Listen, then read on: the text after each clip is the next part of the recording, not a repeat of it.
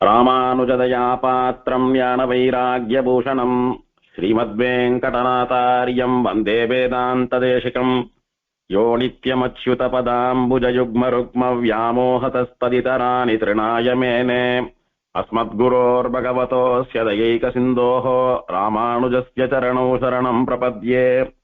ஆரணக்கு நின்பாதமே சரணாகத்தந்தொழிந்தாய், உனக்கோர் கைம்மாறு நான் ஒன்றிலேன். எனதாவியும் உனதே சேருகொள் கரும்பும் பெருஞ்சென்னெலும் மலிதன் சிறீவரமங்கை நாறு பூந்தன் தொழாய் முடியாய் தெய்வநாயகனே. ஸ்ரீமதே வரமங்காநாயிகா சமேத ஸ்ரீ தோதாத்ரிநாத பரபிரம்மனே நமஹ. 108 திவ்யதேச வைபவங்கள்ல பாண்டிய நாட்டு திருப்பதிகளில் ஸ்வயம்யக்த கஷேத்திரமான திருச்சிரீவரமங்கைன்னு சொல்லக்கூடியதான வானமாமலை கஷேத்திரம், அதனுடையதான ஸ்தல புராணம் தோதாத்ரி கஷேத்திர மகாத்மியம் என்கிற பிரம்மாண்ட புராணத்திலே சொல்லப்பட்டதான ஸ்தல புராணத்தில் தொடர்ச்சியாக 14வது அத்தியாயத்தை அனுபவிக்கப் போகிறோம். இந்த 14வது அத்தியாயத்தினாலே எம்பெருமான் தோதாத்ரிநாதன் மகாதேவன் என்கிற பெயரை உடைய ஒரு பிராமணனுக்கு அனுகிரகம் பண்ணின கதையை பார்க்க போறோம். இந்த சரித்திரத்தை பார்வதியினிடத்திலே ருத்ரன் சொல்லிட்டு வரான். ஹே தேவி, மேலும் தோதாத்ரியினுடைய மகிமையையும் பெருமாளுடைய பெருமையையும் சொல்றேன் கேளு. முன்னொரு காலத்திலே வைத்தியநாதன் அப்படின்னு ஒரு பிராமணன், ஸ்மார்த்த பிராமணன் வாழ்ந்துட்டு வந்தார். அந்த பிராமணர் வேகவதி நதிக்கரையிலே தன்னுடைய ஆமடியாலோடு நல்ல ரீதியில கிரகஸ்த தர்மத்தை அனுஷ்டிச்சுட்டு வந்தார். அவர் வேதாந்த பாரங்கதர், நல்ல வேதாத்தியனம் பண்ணினவர், வேதாந்த காலக்ஷேபம் எல்லாம் பண்ணினவர். அவருடைய குலத்துக்கு தகுந்த ஆச்சாரப்படி ருத்ராட்ச மாலையையும் விபூதியையும் பூசிக்கொண்டு எல்லா உயிர்களிடத்திலும் கருணையோடு கூட நாள்தோறும் காலம் தவறாமல் சிவபூஜையை பண்ணக்கூடிய சிவபக்தராக இருந்தார். கிரகஸ்த தர்மத்தை அனுஷ்டிக்கிறவரானபடியினாலே ஆமடையாளோடு கூட சேர்ந்து நித்திய அக்னிஹோத்திரம், ஔபாசனம் முதலான அக்னி காரியங்களையும் ஒரு பிராமணன் பண்ண வேண்டிய காரியங்களையும் தவறாமல் அனுஷ்டிச்சுட்டு வந்தார். குணங்களிலும் நல்ல சிறந்த பிராமணராக விளங்கினார். இப்படி இவா நல்ல விதத்துல வாழ்ந்துட்டு வர சமயத்துல இவாளுக்கு ஒரு ஆண் குழந்தை பிறந்தது. அந்த குழந்தைக்கு முறைப்படியே பண்ண வேண்டிய ஜாத கர்ம சம்ஸ்காரத்தை பண்ணிட்டு நாமகரணம் பண்ணணும்னு நினைச்சார். குழந்தைக்கு பேர் வைக்கக்கூடிய நாமகரணம்னு சொல்லக்கூடிய சம்ஸ்காரம் வரக்கூடிய சமயத்தில குழந்தைக்கு எந்த பெயரிடலாம் அப்படின்னு நினைச்சுண்டு ராத்திரி அப்படியே தூங்கி போயிட்டார். அப்போது அவருக்கு ஒரு ஸ்வப்னம் வந்தது. அந்த ஸ்வப்னத்திலே ருத்ரன் வரான். இவர் சைவ பிராமணரா இருக்கிறபடினாலே இவர் வணங்கக்கூடிய தெய்வமான ருத்ரன் அவர் கனவிலே வந்து, அதுவும் எப்படி வரான் அப்படின்னா, அவனுடைய ரிஷப வாகனம்னு சொல்லக்கூடிய நந்தி வாகனத்தின் மேலே ஆமடையாளான பார்வதியோட கூட வந்து இவருடைய பெயரை சொல்லி கூப்பிடுறான். வைத்தியநாதா, உன்னுடைய குழந்தைக்கு நாளைக்கு நாமகரணம் பண்ண போற, என்ன பெயரை குழந்தைக்கு இடலாம் அப்படின்னு ஆலோசனையோடு கூட நீ படுத்துட்டு இருக்க, அது எனக்கு தெரியறது. நான் சொல்ற பெயரை இடு, இது என்னுடைய ஆணை அப்படின்னு சொல்லி சிவன் ஒரு பெயரை சொன்னான். என்ன பெயரை சொன்னான் அப்படின்னா, நாராயணன் அப்படின்னு பெயர் சூட்டு குழந்தைக்கு அப்படின்னு ருத்ரன் சொப்னத்துல வைத்தியநாதருக்கு சொல்றான். இவர் ராத்திரி அப்படியே படுத்துட்டார். மறுநாள் கார்த்தால எழுந்து நடந்த விஷயத்தை நினைச்சு பார்த்து ரொம்ப ஆச்சரியப்படுறார். என்ன இத்தனை ஆச்சரியமா இருக்கு? நம்முடைய குலத்தில எல்லோரும் ஆச்சரியமா சிவபக்தாலா, சிவ பூஜை பண்ணக்கூடியவாளா, ருத்ரனுடைய பெயரை தாங்கினவர்களாகத்தானே இருக்கிறோம். நம்ம வம்சத்துல ஒருத்தருக்கும் விஷ்ணுவினுடைய பெயரை சூட்டியதே கிடையாது. அப்படி இருக்கிற பட்சத்துல நம்முடைய சுவாமியான ருத்ரனே சொப்னத்திலே வந்து நாராயணன் பெயரை சூட்டுன்னு சொல்றாரு. இது என்ன ஆச்சரியம் அப்படின்னு இவனுக்கு புரியல. இருந்தாலும் தன்னை விட வயசுல பெரியவாள்லாம் இருக்கா, மற்ற பிராமணாலாம் இருக்கா, அவளிடத்துல இந்த விஷயத்த சொல்லி கலந்து ஆலோசனை பண்ணணும்னு நினைச்சான். மறுநாள் கார்த்தால தன் ஆத்து பெரியவர்கள், பந்துக்கள் இவாளை எல்லாம் கூட்டி அந்த சபையில இந்த விஷயத்த சொல்றான். நான் ராத்திரி ஒரு துக்கமான கனவு கண்டேன். அவனுடைய வார்த்தையை பாருங்க. நான் ராத்திரி ஒரு துக்கமான கனவு கண்டேன். சிவன் பார்வதியோடு கூட ரிஷப வாகனத்திலே வந்து உன் குழந்தைக்கு என்னுடைய பெயரை வைக்காமல் நாராயணன் என்று நாமகரணம் பண்ணு அப்படின்னு ஆணையிட்டார். இத பத்தி உங்களுடைய கருத்து என்ன அப்படின்னு அவள் இடத்துல சபையில கேட்கிறான். எல்லாரும் ஒரு நிமிஷம் ஆலோசனை பண்ணிவிட்டு, நாம வணங்கக்கூடிய தெய்வமே நமக்கு ஒரு கட்டளை பிறப்பிக்கிறது, ஒரு ஆக்ஞையிடுறது அப்படின்னா அந்த தெய்வத்தினுடைய ஆக்ஞையைத்தான் நாம சிறமேற்கொண்டு நிறைவேற்றணும். தெய்வத்தினிடத்திலே பக்தி இருப்பதை காட்டிலும் அந்த தெய்வம் சொல்லக்கூடிய வார்த்தையை கடைபிடிப்பதிலே தான் நம்முடைய பக்தியை காட்ட வேணும். அதனால நம்ம சுவாமியான சிவனுடைய ஆக்ஞை தான் நமக்கு ரொம்ப முக்கியம். அவர் சொன்னபடியே அவருடைய பேரை வைக்காம நாராயணன்னு பேரை வச்சுடு அப்படின்னு எல்லாரும் சொன்னான். இவன் கொஞ்ச நேரம் ஆலோசனை பண்ணினான். ஆலோசனை பண்ணிட்டு கைய கூப்பிண்டு பணிவா எல்லாரையும் சபையில விழுந்து சேவிக்கிறான். சேவிச்சுட்டு ரொம்ப வினயத்தோட கூட பெரியவாளை பார்த்து சபையை பார்த்து இந்த வார்த்தையை சொல்றான். சுவாமிகளே மன்னிக்கணும், என்னுடைய குலத்துல இதுக்கு முன்னால யாருக்கும் விஷ்ணுவினுடைய பெயரை வைத்து நான் கேள்விப்பட்டதே இல்லை. விஷ்ணுவினுடைய பெயரை சூட்டும் பழக்கம் எங்களுக்கு கிடையாது. பரம சிவபக்தாலா இருந்துருக்கோம், நாம எப்படி விஷ்ணுவனுடைய பெயரை வைக்கிறது? அதனால இது ருத்ரனே கனவுல சொல்லி இருந்தாலும் அவர் பெயரை இடாம பெருமாள் பெயரை இடுறது என் மனசுக்கு ஒப்பல. அதனால நான் அதை பண்ண போறது இல்லை, என்ன எல்லாரும் மன்னிச்சுடுங்க. ஒன்னா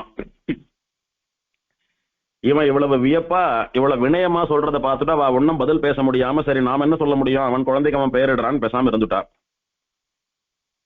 வந்த இடத்துல எங்க பேச்ச நீ மீறுட்ட, அதனால உன் குழந்தைய நாங்க ஆசீர்வாதம் பண்ண மாட்டோம்னு கோவிச்சுட்டு போறதுக்கு இல்ல, அது பெரியவாளான இவாளுக்கு அழகு இல்லை, அதனால பேசாம எதானா நடந்துட்டு போறது, வந்த காரியமா குழந்தைய அனுகிரகம் பண்ணிட்டு போயிடலான்னு பேசாம இருந்தா எல்லாரும். அப்புறம் நாமகரண சம்ஸ்காரம் எல்லாம் நடந்தது. பெயர் சூட்டுற போது அந்த ருத்ரனுடைய பெயரான மகாதேவன் அப்படின்ற பெயரை குழந்தைக்கு வச்சான் அவன். அந்த குழந்தை அப்படி நன்னா வளர்ந்துட்டு வந்தது. அதுக்கு சாதம் ஊட்டக்கூடிய வயசு வந்த உடனே அன்னப்பிராசன சம்ஸ்காரத்தையும் பண்ணி வைத்தான். அதுக்கு தலையில முடி அப்படி கொத்தா எடுத்து முடிகிற வயசு வந்த போது சௌள சம்ஸ்காரத்தையும் பண்ணி வைத்தான். குழந்தைக்கு குடுமி வச்சாயிடுத்து. குழந்தைக்கு 5வது வயசுல உபநயனமும் ஆச்சு. அன்னையில இருந்து குழந்தை ஆச்சரியமா கையில பலாச தண்டத்தை ஏந்தி கொண்டு பிரம்மச்சரிய ஆசிரமத்தை அனுஷ்டித்து வேதாத்தியனம் பண்ண ஆரம்பிச்சது. குழந்தை வேதத்தை ஆச்சரியமா பூர்த்தியா அத்தியனம் பண்ணி முடிச்சுடுத்து. அதுக்கப்புறம் தன்னுடைய ஞானத்தை விஸ்தாரமா பண்ணிக்கணும்ன்றதுக்காக குருகுலத்துக்கு போய் குருவினிடத்துல காவிய நாடகங்கள்லாம் வாசிச்சு சாஸ்திரங்களை எல்லாம் கூட வாசிச்சது. வேதாத்தியனம் பண்ணி சாஸ்திரங்களை எல்லாம் பூர்ணமா வாசிச்சு முடிச்சு குருகுலத்துல குருவினிடத்துல வாசிக்கிறதுக்கு இனிமேல் ஒண்ணும் இல்லை, பூர்த்தியா வாசிச்சா எடுத்து அப்படின்னு குரு சொன்னா விட்டு குருவுக்கு தட்சிணை சமர்ப்பித்து அவருடைய ஆசீர்வாதத்தை வாங்கிட்டு ஆத்துக்கு போறேன் அப்படின்னு சொல்லி அவருடைய நியமனத்தை பெற்றுக்கொண்டு வந்துடுத்து குழந்தை. இந்த குழந்தை ஞானத்துல மட்டுமல்லாமல் ஆச்சாரத்திலும் நடத்தையிலும் ரொம்ப ஆச்சரியமான நல்ல குழந்தையா பேர் சொல்லும்படி, வைத்தியநாதனுடைய புள்ளை மகாதேவன் சொல்றதை விட மகாதேவனுடைய தகப்பன் வைத்தியநாதன் சொல்லும்படி வளர்ந்துட்டு வந்தது. சரி, ஒரு பிராமணனா இது நல்ல ஆச்சார அனுஷ்டானத்தோட இருக்கு, நல்ல ஞானத்தையும் சம்பாதிச்செடுத்து குருகுல வாசமும் முடிஞ்சு போயிடுத்து, பிரம்மச்சரிய ஆசிரமம் பூர்த்தி ஆயிடுத்து, இனிமேல் இந்த குழந்தைக்கு கல்யாணம் பண்ணி வைத்து இதை கிரகஸ்த தர்மத்துல ஈடுபடுத்த வேணும்னு அந்த பிராமணன் முடிவு பண்ணினார். அப்போ வசிஷ்ட கோத்திரத்துல பிறந்த ஒரு பொண்ணு, முத்கலன்னு சொல்லக்கூடிய ஒருத்தனுடைய பொண்ணு, ரொம்ப அழகான பொண்ணு, நல்ல குலத்திலே வந்தவள், ஆச்சாரமான பொண்ணு. அந்த இளம் பெண்ணை இந்த பையனுக்கு கல்யாணம் பண்ணி தரதுன்னு நிச்சயம் பண்ணினான். நிச்சயதார்த்தம் ஆயிடுத்து. கல்யாணம் ஆ போறது அப்படின்னா கல்யாண முகூர்த்தத்துக்காக பந்தக்கால் நாட்டுற சமயத்துக்கு முன்னால இந்த கல்யாண பையனான மகாதேவனுக்கு கையிலையும் காலிலையும் குஷ்டரோகம் வந்துடுத்து. தூங்கிட்டு இருந்தவன் கார்த்தால எழுந்து பார்க்கறான். ஆச்சரியமா உடம்பெல்லாம் குஷ்டரோகம், பக்கவாதம் எல்லாம் வந்துடுத்து. ரொம்ப விகாரமா போயிட்டான். எத்தனை அழகா இருந்தானோ, எத்தனை தேஜஸ்வியா இருந்தானோ அத்தனையும் இப்ப அருவருப்பா போயிடுத்து உடம்பு. அம்மா அப்பா இவனை பார்த்து கதி கலங்கி போயிட்டா. ஊரார் எல்லாம் பரிகாசம் பண்ண ஆரம்பித்தா. நாளை கல்யாணம், பையனுக்கு குஷ்டம் வந்திருக்கு, என்ன பாவம் பண்ணினான்னு தெரியலையே, பையன் என்ன துரோகம் பண்ணினான்னு தெரியலையே, குருவுக்கு அபச்சாரம் பண்ணினானா இல்ல ஏதாவது பிரம்மவித் அபச்சாரப்பட்டானா, என்ன பண்ணான்னு தெரியலையே இவன் அப்படின்னு ஊரார் எல்லாம் பரிகாசம் பண்ணி ஒரு மாதிரி இழி சொல்லால சுட ஆரம்பித்தான். இவனுக்கு பாவம் ரொம்ப நல்லவன், ரொம்ப தங்கமானவன், கனவுல கூட யாருக்கும் துரோகம் நினைக்காதவன், நமக்கு இப்படி ஒரு நிலைமை வந்துடுத்தேன்னு ரொம்ப உடைஞ்சு போயிட்டான் பாவம். இவனுக்கு மனசுல ஏதோ உறுத்தல் இருந்துட்டே இருந்தது. சரி, இதுக்கு தீர்வு நம்ம ஆச்சாரிய இடத்துலதான் கேட்கணும்னு குருகுலத்துக்கு போனான். இப்போ குருகுலத்துக்கு போய் சுவாமியை சேவித்தான். நான் தான் நல்லபடியா அனுகிரகம் பண்ணி அனுப்பிட்டேனே, திரும்பி ஏண்டா கண்ணா வந்தேன்னு கேட்டார் சுவாமி. சுவாமி, எனக்கு என்னமோ மனசு உறுத்துறது, இந்த மாதிரி ஆயிடுத்து, நான் ஒரு பாவமும் அறியாதவன், எனக்கா இப்படி ஒரு நிலைமை வரணும், அதுவும் நாளைக்கு கல்யாணம்னு சொல்றச்ச, எல்லாரும் என்னை எப்படி பரிகாசம் பண்றா தெரியுமா, எனக்கு எப்படி மனசெல்லாம் வலிக்கிறது தெரியுமா. என்ன கல்யாணம் பண்ணிக்கணும்னு ஆசையா இருந்த அந்த பொண்ணுடைய நிலைமையை யோசிச்சு பாருங்க. நிச்சயதார்த்தம் ஆயிடுத்து, இனி வேற ஒரு பையனை கல்யாணம் பண்ணிக்க முடியுமா? இல்ல இப்படி இருக்கக்கூடிய என்னோட அந்த பெண் வாழ முடியுமா? அவளுடைய நிலைமையை யோசிச்சு பாருங்க. ரொம்ப இக்கட்டான சூழ்நிலையிலே தள்ளப்பட்டிருக்கிறேன். இதுல இருந்து மீண்டு வரக்கூடிய உபாயத்தை நீங்க தான் சொல்லணும்னு பிரார்த்தித்தான். நீ சொல்றது வாஸ்தவம், ஒரு நிமிஷம் இரு, என்ன நடந்ததுன்னு தெரிஞ்சுக்கிறேன்னு ஞான திருஷ்டினால பார்த்தார் குரு. பார்த்துட்டு கண்ணை திறந்து இவனிடத்துல பேச ஆரம்பிக்கிறார். டே மகாதேவா, நீ பிறந்த போது உனக்கு நாமகரணம் பண்ணணும்னு சொல்ற சமயத்துல உங்க அப்பாவோட சொப்னத்துல ருத்ரன் வந்து என் பேரை வைக்காத நாராயணனுடைய பெயரை இடுன்னு சொல்லி நியமித்தார். தான் வணங்கக்கூடிய தெய்வத்தினுடைய கட்டளைன்னு கூட பார்க்காமல் அதை அவமதித்து இவன் என்ன நினைச்சானோ அதை தான் நடத்தினான். நாராயணன் பெயரை வைக்காம ருத்ரனுடைய பெயரை மகாதேவன் உனக்கு சூட்டினான். அவன் தான் வணங்கக்கூடிய தெய்வத்தை, தெய்வத்தினுடைய கட்டளையை அவமானம் பண்ணினதுனாலே, அவமதித்ததுனாலே உனக்கு இந்த நிலை ஏற்பட்டது. நீ இன்னைக்கு எப்படி கஷ்டப்படுறியோ அதுக்கெல்லாம் உங்க அப்பன் தான் காரணம் அப்படின்னார். அதுதான் என்னமோ எனக்கு இதுக்கு என்ன காரணம்னு அப்பா கிட்ட கேட்கணும்னு தோணல சுவாமி, உங்களாண்ட கேட்கணும்னு தான் தோணித்து, அதனாலதான் இங்க வந்தேன் நான். இதுல இருந்து நமக்கு தெரியற ஒரு விஷயம் என்னன்னா, நாம நம்முடைய கடமைகளை சரியா பண்ணிட்டு ஆச்சாரிய பக்தியோட கூட விஷயங்களை எல்லாம் சரியா கிரகிச்சுண்டு சரியான அனுஷ்டானங்களோட பக்தியோட ஒழுங்கா எப்படி இருக்கணுமோ அப்படி இருந்துட்டு இருந்தோமானா, எது சரி எது தப்பு, யார் சரி யார் தப்பு, எங்க போனா எதுக்கு தெளிவான விடை கிடைக்கும் அப்படின்றதெல்லாம் தெய்வம் தானே நமக்கு காட்டி கொடுக்கும். இப்போ இவன் ரொம்ப தங்கமான பையன், அப்பா அம்மா பேச்சு கேட்டு நடக்கிற பையன், நல்ல ஞானம் இருக்கிறவன், நல்ல ஒழுக்கம் இருக்கிறவன், தாய் தந்தைய தெய்வமாட்டமா வணங்கக்கூடியவன்.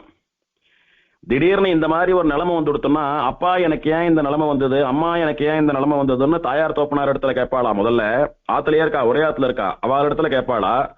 இல்ல எங்கேயோ காட்டுல ஆசிரமத்துல இருக்கிற ரிஷி கிட்ட போய் குரு கிட்ட போய் கேட்பானா? அவன் எங்க போனா இவனுக்கு விமோச்சனம் கிடைக்கும்னு பகவான் அவனுக்கு அறிவுறுத்தலாம் பாருங்க.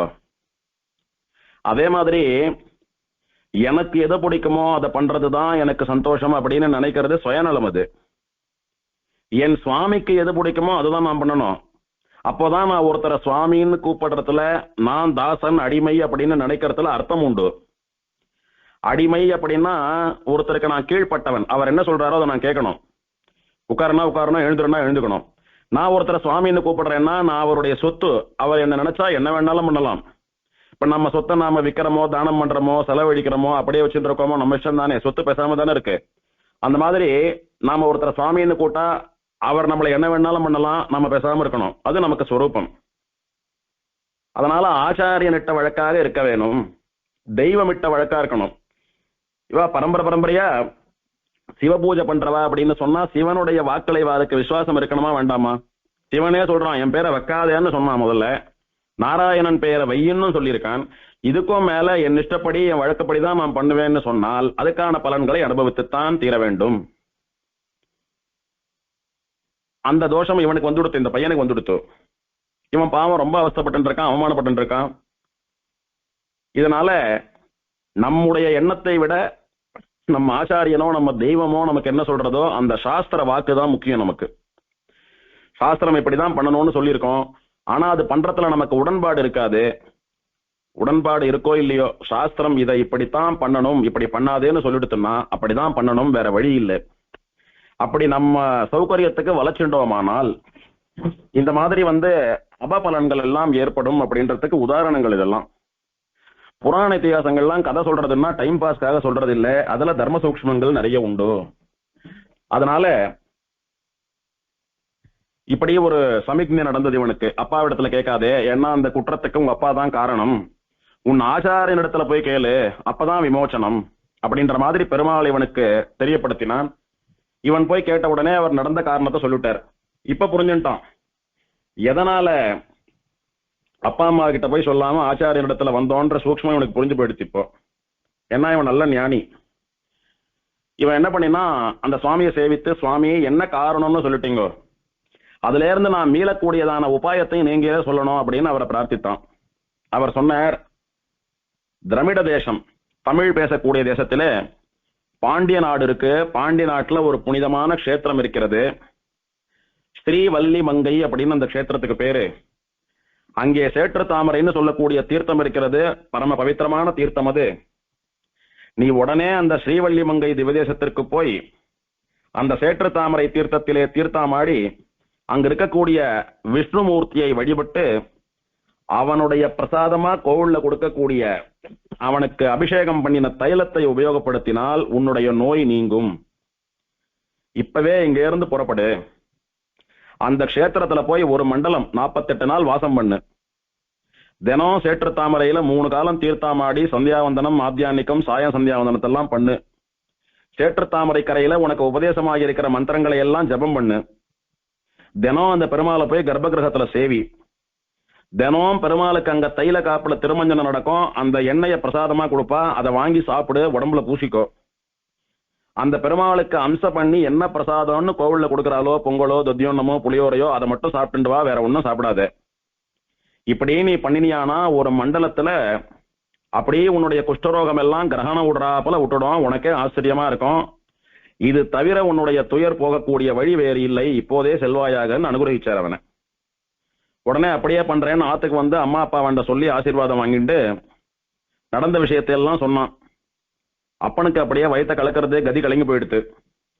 ஒரு பாவமும் அறியாத என்னுடைய பிள்ளைக்கு இப்பேற்பட்ட ஒரு இழி நிலைமை வருவதற்கு நானே காரணமா இருந்துட்டேனேன்னு தவிச்சு போட்டான் அப்பன். ஒரு பழமொழி சர்வசாதாரணமா சொல்லுவா, மாதா பண்ணினது மக்களுக்குன்னு. இந்த பையன் விஷயத்துல இவன் ஒரு தப்பும் பண்ணல, தப்பு பண்ணினதெல்லாம் இவனுடைய அப்பன் தான். ஆனாலும் அது இந்த குழந்தையை பாதித்திருக்கிறதுன்னா தன்னை விட தன் குழந்தைகளை உயிராக பாவிக்கக்கூடியவர்கள் மனுஷாலாம். அதனால பெருமாள் செக்க எங்க வச்சிருக்கார், எனக்கு எதானாலும் பரவாயில்லன்னு சொல்லி நீ எதை வேணாலும் பண்ணலாம் சாகசமா.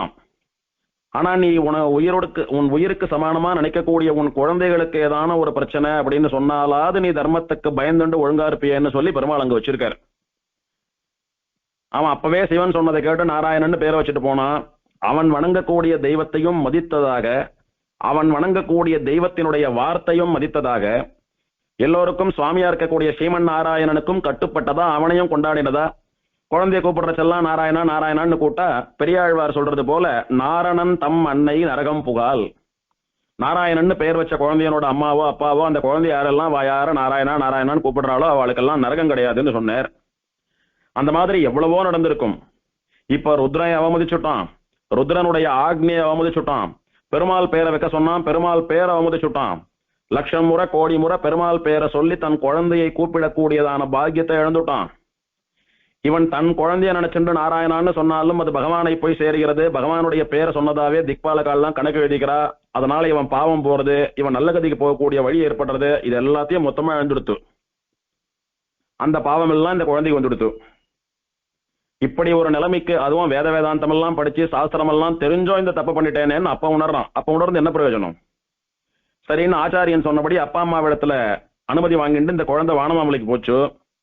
அங்க போய் தினம் தீர்த்தாமாடி பெருமாளுடைய தைலத்தை சாப்பிட்டுண்டு பெருமாளுடைய தைலத்தை உடம்புல எல்லாம் பூசிண்டு தனக்கு தெரிந்த வேத மந்திரங்களாலே பெருமாளுக்கு ஆராதனம் எல்லாம் பண்ணிண்டு நல்ல எள்ளு, நல்ல உத்தமமான எள்ளை போய் அப்படி களத்துல சேகரிச்சுட்டு வந்து அந்த எள்ளை ஆட்டி அதுல இருந்து நல்லெண்ணெய் எடுத்து அந்த நல்லெண்ணெயாலே பெருமாளுக்கு திருமஞ்சனத்துக்காக அந்த எண்ணெயெல்லாம் கொண்டு போய் சமர்ப்பித்து நிறைய பழங்கள் காய்கறிகள் எல்லாம் பறித்து மடப்பள்ளியில கொடுத்து பெருமாள் தலிகைக்காக ஏற்பாடெல்லாம் பண்ணி விசேஷமா சோடசோபச்சாரங்களினாலே பெருமாளை ஆராதித்து பெருமாளுக்கு நிறைய பக்ஷணங்களை எல்லாம் கண்டருள பண்ணி அந்த பிரசாதத்தை சாப்பிட்டு நிறைய பிரதட்சிணங்கள் நமஸ்காரங்கள் எல்லாம் பண்ணிட்டு வந்தது.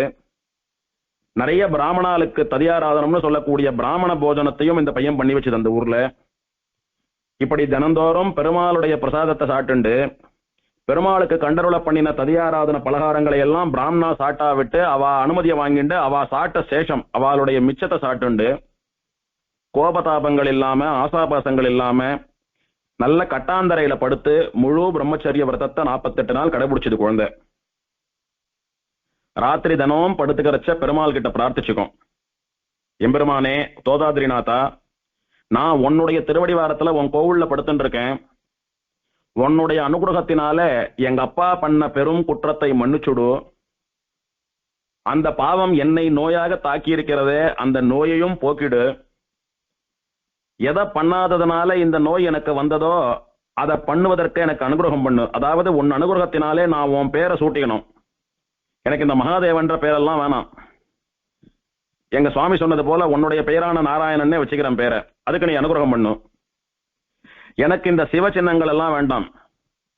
அந்த சிவனே வந்து நாராயணன் ஒருத்தர் பேரை வையின்னு சொல்றான் அப்படின்னா சிவனை காட்டிலும் நீ தான் வசந்தம்னு தெரிஞ்சுட்டேன்.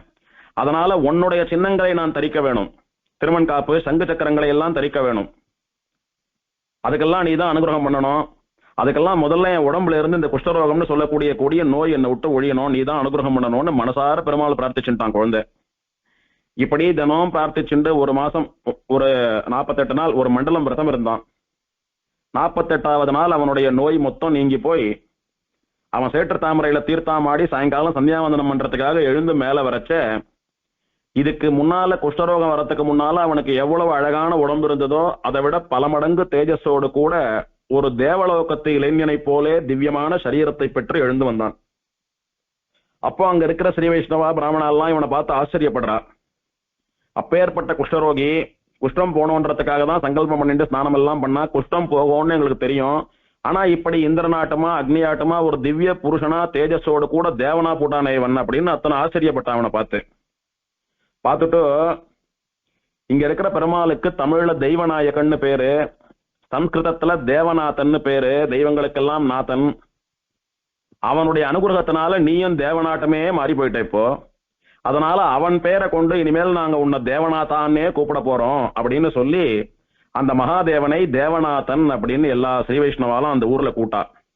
அவெல்லாம் அப்படியே கூட்டு அவனுடைய மகாதேவன்ற பேர் மறைஞ்சு போய் அவனுக்கு தேவநாதன் அப்படின்ற பேரே ஸ்திரமா மாறி போயிடுது.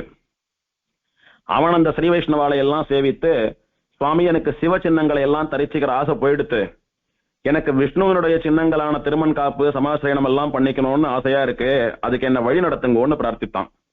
அவ ஆச்சாரிய புருஷாலா இருக்கிற சுவாமியின் ஐஷன் போய் சமாசிரயணம் எல்லாம் பண்ணி வைத்து தோள்களிலே சங்கு சக்கர பொறிகளை ஒற்றி திருமண் காப்பு தரித்து 12 திருமண் காப்பு தரிச்சுண்டு துளசி மாலை தாமரமணி மாலை எல்லாம் போட்டுண்டு பரம வைஷ்ணவனா பஞ்சசம்ஸ்காரத்துல ஒரு சம்ஸ்காரமான நாம சம்ஸ்காரம்னு சொல்லக்கூடிய பகவானுடைய பெயரை தரித்தல் அப்படின்ற சம்ஸ்காரத்துல இந்த பிராமணால் எல்லாம் கூட்ட பேரான தேவநாதன் அப்படின்ற பேரையே ஆச்சாரியன் சங்கல்பம் பண்ணிட்டு அவனுக்கு தாசிய நாமாவா வச்சுட்டார். தேவநாத தாசன் பேர் அவனுக்கு. இப்போ வரும்போது குஷ்டரோகியா வந்தான், இப்ப தேவநாட்டமா போட்டான். வரும்போது சிவபக்தனா வந்தான், இப்ப பரம ஸ்ரீ வைஷ்ணவனா போட்டான். வரும்போது வைஷ்ணவ சம்ஸ்காரம் இல்லாமல் வந்தான், இப்ப பரம வைஷ்ணவனா சம்ஸ்கிருதன் ஆயிட்டான். இப்போ ஹே கண்டலக்ன துளசி நளினா க்ஷமாலாஹ ஹேவாலலாட்டபரகே உல்லசதூர்த்வ புன்றாஹ தே வைஷ்ணவாக புவனமாசு பவித்ரயந்தி. எந்த வைஷ்ணவன் தோளிலே சங்க சக்கரங்களை பொறித்துக் கொண்டு உடம்பிலே 12 திருமண் காப்புகளை தரித்துக் கொண்டு கழுத்திலே தாமரை மணிமாலையும் துளசி மணிமாலையும் தரித்துக் கொண்டு ஹிருதயத்திலே எம்பெருமான் ஸ்ரீமன் நாராயணனை தரித்துக் கொண்டு இந்த உலகத்திலே நடமாடுகிறானோ அந்த மனிதனுடைய திருவடி பட்ட தூசி இந்த உலகத்துல பறக்கிறது பாருங்க. அவன் திருவடி தூசியினாலே இந்த உலகத்திற்கு பவித்திரமாம் தன்மை ஏற்படுகிறது, இந்த உலகத்தினுடைய மாசு போகிறதுன்னு ஸ்ரீமத் பாகவத புராணத்துல சொல்லப்பட்டது. அப்பேற்பட்ட இவனுடைய கால் இந்த பூமியில பட்டு அந்த கால் தூசி உலகத்துல பரவறபடியினால இந்த உலகம் பவித்திரமாகும்படியா ஒரு பரம ஸ்ரீ வைஷ்ணவனா இவன் மாறினான் அப்படின்னா அது வானமாமலைன்னு சொல்லக்கூடியதான் அந்த க்ஷேத்திரத்தினுடைய அந்த தீர்த்தத்தினுடைய அந்த பெருமாளுடைய பிரபாவம். 2 அத்தியாயங்களுக்கு முன்னால நைமிசாரண்யத்துல சூத பௌராணிக்கிற சிஷ்யர்கள்லாம் கேட்டா, வானமாமல க்ஷேத்திரத்துல ஸ்ரீ வைஷ்ணவ தர்மம் எப்படி தானே தோன்றியதுன்னு கேட்டாலோ இல்லையோ. அதுக்கு ஏற்கனவே ஒரு சரித்திரம் பார்த்தோம். அந்த ஊர்ல ஒருத்தன் சமாச்சரணம் பண்ணிட்டு ஸ்ரீ வைஷ்ணவனா வாழ்ந்தான்னு பார்த்தோம். ஒரு வைசியன் கடன் வாங்கி தப்பு பண்ணி சண்டாலனா போயிட்டான், பிசாசமா போனான், கடைசி ஜன்மாவில வானமாமலைக்கு வந்து தீர்த்தாமாடி வைஷ்ணவனாகி மோட்சம் போனான்னு பார்த்தோம். அப்படி வைஷ்ணவ தர்மம் தோன்றியது.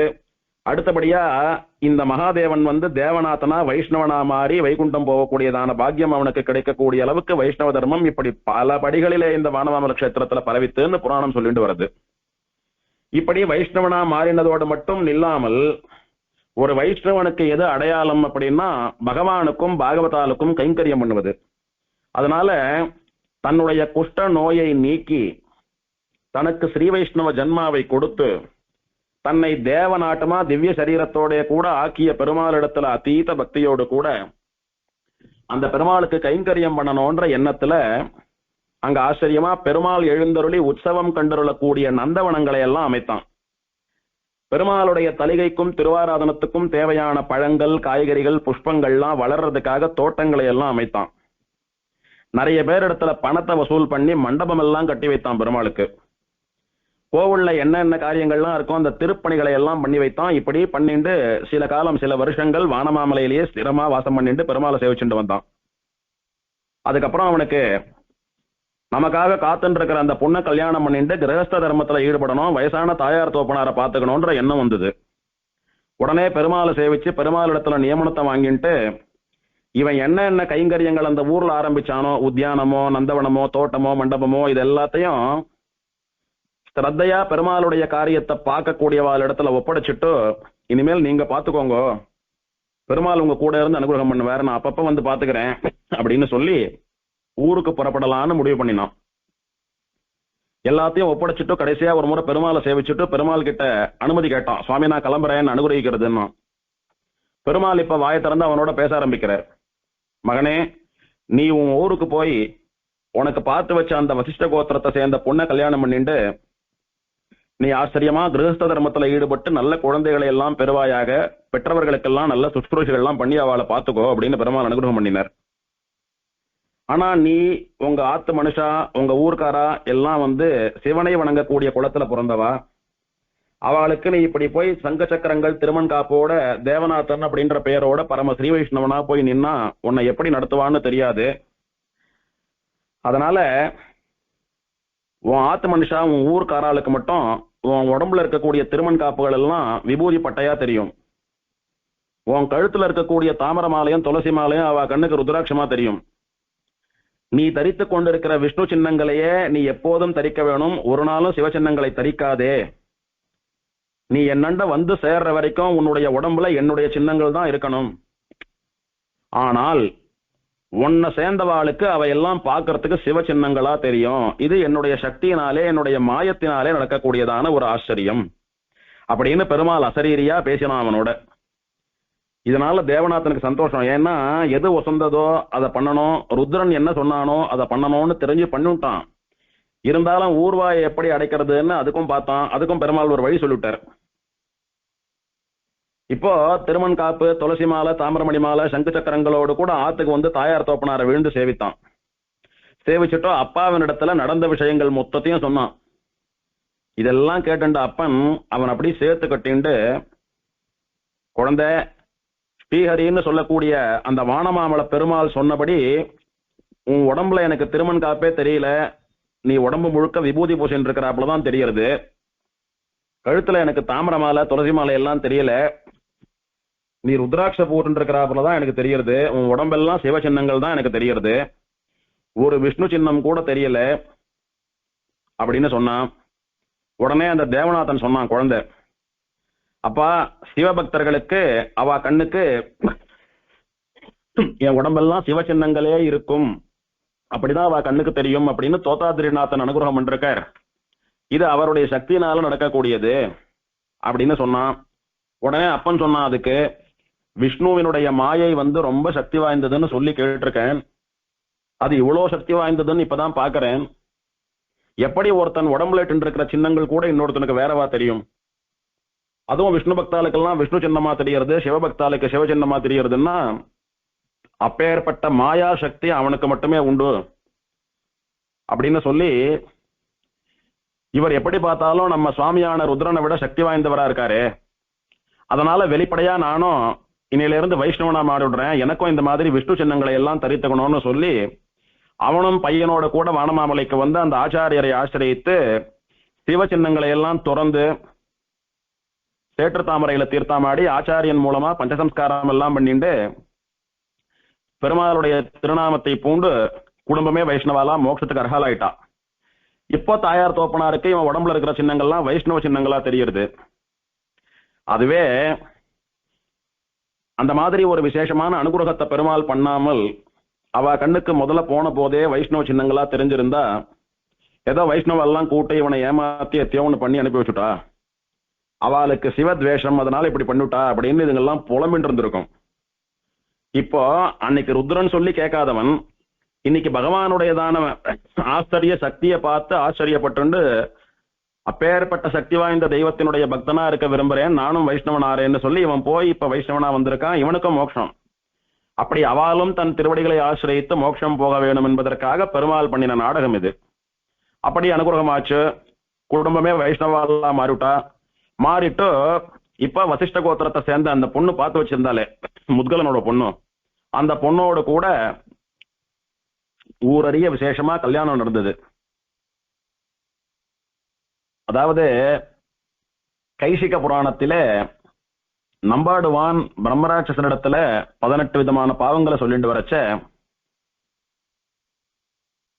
எவன் ஒருத்தன் ஒருவனுக்கு ஒரு பெண்ணை கொடுக்கிறேன் என்று சொல்லி பிறகு கொடுக்காமல் போகிறானோ அந்த பாவத்தை நான் அடைய கடவேன்னு ஒரு வார்த்தை வரும். இந்த வரனுக்கு இந்த பொண்ணை நான் கல்யாணம் பண்ணி தரேன்னு நிச்சயதார்த்தம் பண்ணி வாக்கு கொடுத்துட்டு ஏதோ காரணம் சொல்லி தட்டி கழிக்கிறது, இன்னும் நல்ல சம்பளத்துல பையன் கிடைச்சிட்டான், ஃபாரின் வேலையில பையன் கிடைச்சிட்டான், இந்த பையன் இன்னும் அழகா இருக்கான், என் பொண்ணுக்கு என்னமோ அந்த பையனை பிடிக்கல, ஏதாவது சாக்க சொல்லி அநியாயமா பண்ண நிச்சயதார்த்தத்தை அவமதித்து கல்யாணம் பண்ணி தராம இருக்கிறதுன்றது மகா பாவம். அந்த பெண்ணை பெற்ற தகப்பனுக்கு அது மகா பாவம்னு சொல்லப்பட்டது. அந்த பாவத்தை ஒரு நாளும் பண்ணக்கூடாதுன்னு, இதெல்லாம் நீங்கி குஷ்டமெல்லாம் நீங்கி திரும்ப சரியாகி கல்யாணம் பண்ணிக்கிற வரைக்கும் அந்த பொண்ணாத்துல காத்துட்டு இருந்தா. அதே மாதிரி இவாலும் அந்த பொண்ணை தவிர வேற எந்த பொண்ணையும் பண்ணிக்க கூடாதுன்னு காத்துட்டு இருந்தா. இதெல்லாம் தர்ம சூக்ஷ்மங்கள் நமக்கு புராணங்கள் காட்டி தரக்கூடியது. ஊரறிய 2 பேருக்கும் கல்யாணம் ஆச்சு. கல்யாணமானா விட்டு கிரகஸ்த தர்மங்களை எல்லாம் போதிச்சுட்டு அப்பன் குடும்ப பொறுப்பை அவனிடத்துல ஒப்படைச்சிட்டு எம்பெருமான் திருவடிகளுக்கு போய் சேர்ந்தான். இந்த பையன் தேவநாதனும் ஆமடியாலும் ரொம்ப வருஷங்கள் ஸ்ரீ வைஷ்ணவாலா குடும்ப நிர்வாகத்தை எல்லாம் பண்ணிட்டு வந்துட்டு பசங்கள்லாம் பிறந்தது, அவளுக்கெல்லாம் கல்யாணம் எல்லாம் பண்ணி வச்சா. இவாளும் வயசான காலத்துல நிறைய கைங்கரியம் எல்லாம் பண்ணி பெருமாள் திருவடிக்கு வைகுண்டத்துக்கு போய் சேர்ந்தார். இப்படி தீவிர சிவபக்தாலா சிவன் கனவுல சொல்லியும் பெருமாள் பெயரை வைப்பதற்கு எதிர்ப்பு தெரிவிக்கக்கூடிய ஒரு தீவிர சைவனாயிருந்த ஒருத்தன் குடும்பத்தையே வைஷ்ணவ குடும்பமா மாத்தி அவ அத்தனை பேரும் மோட்சத்துக்கு போகும்படியான அனுகிரகம் பண்ணினவன் இந்த தோதாத்ரிநாதன் சொல்லக்கூடிய வானமாமல பெருமாள். அபார கருணாமூர்த்தி. இந்த சரித்திரத்தை பக்தியோடு கேட்பவர்களுக்கு அவனுக்கு எப்படி குஷ்டநோய் நீங்கித்தோ அந்த மாதிரி எல்லா நோய்களும் நீங்க பெற்று அவனைப் போலவே நல்வாழ்வு வாழ்வார்கள். அப்பேற்பட்ட அனுகிரகம் பண்ணின தோதாத்ரிநாதனுடைய மகிமையை என்னால் முடிந்த வரைக்கும் உனக்கு சொன்னேன் அப்படின்னு சிவன் பார்வதிக்கு சொல்லி முடித்தான். இதோட 14வது அத்தியாயம் முடிந்தது.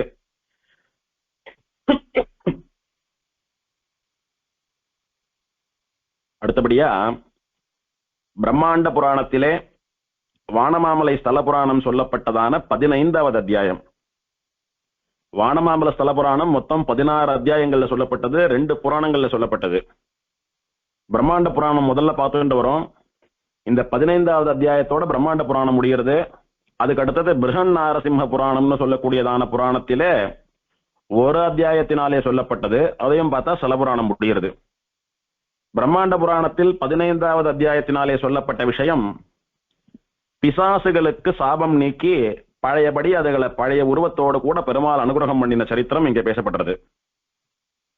சிவன் பார்வதிக்கு சொல்லிட்டு இருக்கான், சுவாமி இந்த வானமாமல கஷேத்திரத்துல பேய் பிசாசுகள்லாம் சாபம் நீங்க பெற்றதா ஒரு கதை கேள்விப்படுறேனே, அதை சொல்லணும்னு பார்வதி கேட்டா சிவனை. சிவன் சொல்ல ஆரம்பிக்கிறான். முன்னொரு காலத்திலே அப்சர ஸ்திரீகள், அதாவது தேவமாதர்கள், அவள்ல சங்கநிதின்னு ஒரு பொண்ணு இருந்தா.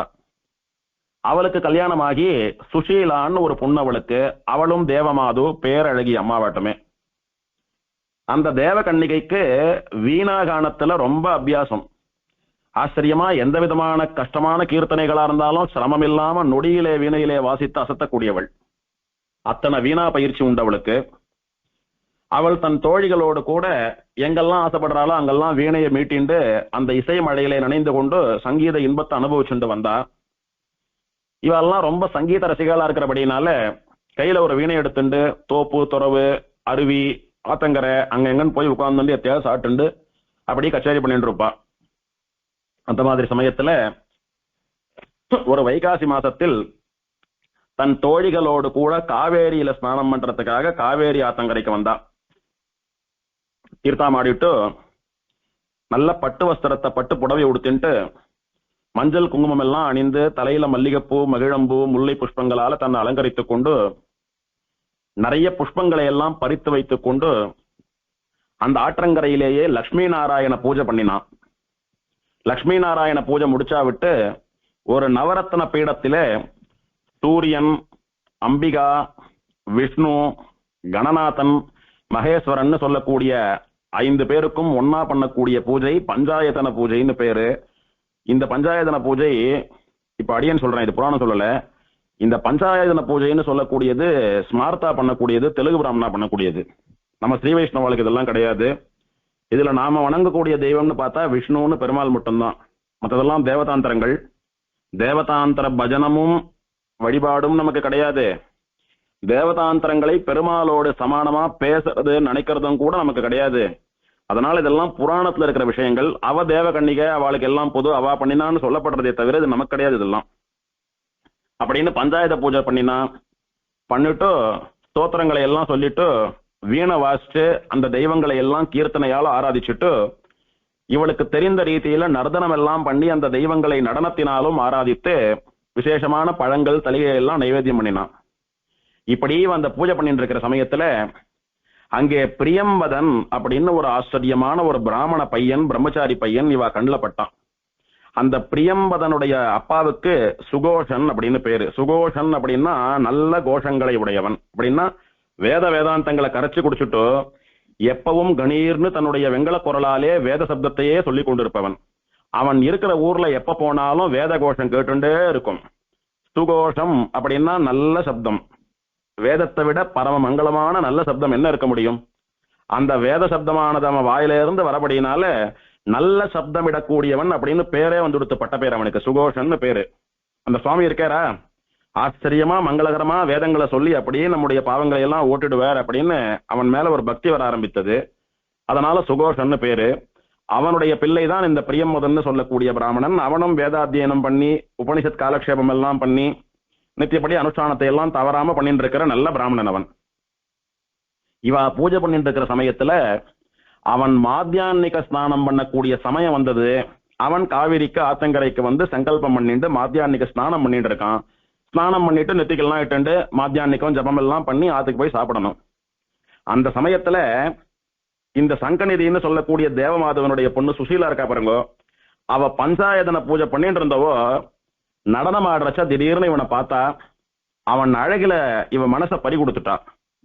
ஒரு க்ஷணம் பண்ணிட்டு இருந்த பூஜை, அங்க ஆடிட்டு இருந்த நடனம், பக்தியா வாசிச்சுட்டு இருந்த கீர்த்தனைகள், அந்த 5 தெய்வங்களுக்கு பண்ணக்கூடிய பூஜை இதெல்லாம் ஓரமா ஏற கட்டி வச்சுட்டா. எல்லாத்தையும் அப்படியே நிறுத்திட்டு கூட இருக்கிற தோழிகள்ல ஒரு 3 பேர் அழிச்சுண்டு நேரா அவன் பக்கத்துல போய் ஒரு பார்வை பார்த்தா. இவ பார்த்துட்டு இருக்கிறச்ச அவன் பாட்டுக்கு பேசாம எதையும் கண்டுக்காம அவன் தீர்த்தாமாடிட்டு மாத்தியான்னிக அனுஷ்டானத்தை முடிச்சுட்டு ஒரு நிமிஷம் இவாளை பார்த்த உடனே சந்தேகம் வந்து கொடுத்த அவனுக்கு. இந்த பெண்கள்லாம் ஒரு மாதிரி தப்பான எண்ணத்தோட தப்பான பார்வையோட நம்மளை வந்து தப்பான ஆங்கிள் பாக்குறாப்புல தெரியறதேன்னு யோசித்தான். அவன் நல்ல ஞானி. யோசித்தான், சந்தேகம் வந்து கொடுத்து புரிஞ்சுட்டான் எதுக்கு இவ வந்திருக்கான்னு. அவ கண்ணில் தெரியாதபடி ஏதோ மந்திரத்தை சொல்லி அவ கண்ணில இருந்து மறைஞ்சு ஆத்துக்கு எஸ்கேப் ஆகி வந்துட்டான். இந்த பொண்கள் அவன் எங்க போயிருப்பான், ஒரு க்ஷணத்துல மாயமா மறைஞ்சு போட்டானேன்னு எங்கெங்கயோ தேடினா அவனை கிடைக்கல. ஏமாந்து போயிட்டா. விட்ட பூஜையை தொடரணுமோ இல்லையோ, அத்தையம் பண்ணல. நாழியா எடுத்து நேரம் கழிச்சு போனா ஆத்துல பெத்தவா வெய்வா, அதனால அவளுக்கு பயந்துட்டு சமயத்துக்கு போனோம்னு சொல்லி ஆத்துக்கு போயிட்டாலே ஒழிய ஆத்துக்கு போய் சாதம் சாப்பிடல, தூங்கடல. இவன் ஞாபகமே இருந்துட்டு இருக்க அவளுக்கு. இவன் மேல காதல் வந்துடுத்து. இவன் இல்லாம இருக்க முடியாதுன்ற நிலைமைக்கு வந்துட்டான் அந்த பொண்ணு. ஒரு மனக்குழப்பத்தோடய இருந்துட்டு இருந்தா. விடிஞ்ச உடனே அவன் எப்படியும் ஆத்துல தீர்த்தாமாடுறதுக்கு வருவான். அவனை பார்த்து நேத்து நடக்காத விஷயத்தை இன்னைக்கு நடத்திடணும், அவனிடத்துல நம்முடைய காதலை தெரிவிச்சுடணும் அப்படின்ற முடிவுக்கு வந்தா.